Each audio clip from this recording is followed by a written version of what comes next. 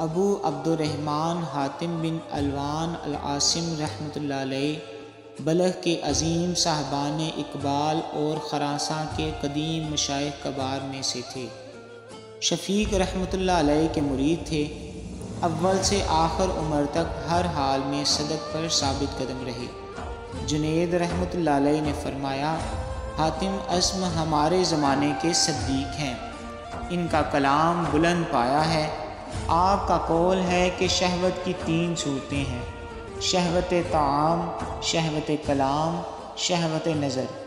طعام کی نگہداشت کرو اعتماد خداوندی سے، کلام کی نگہداشت کرو صداقت سے، اور نظر کی نگہداشت کرو عبرت سے۔ اللہ پر توکل شہوت طعام سے محفوظ رکھتا ہے، سچ بولنا شہوت کلام سے، اور درست نظری شہوت نظر سے۔ توکل کی بنیاد علم کی درستگی پر ہے۔ جن کو اپنے خالق کا صحیح علم ہے وہ جانتے ہیں کہ روزی رساں صرف اسی کی ذات پاک ہے۔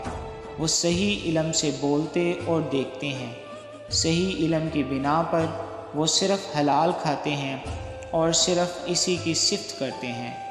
ان کے لیے وہی چیز حلال ہے جو وہ عطا کرے اور جس کے کھانے کی اجازت دے۔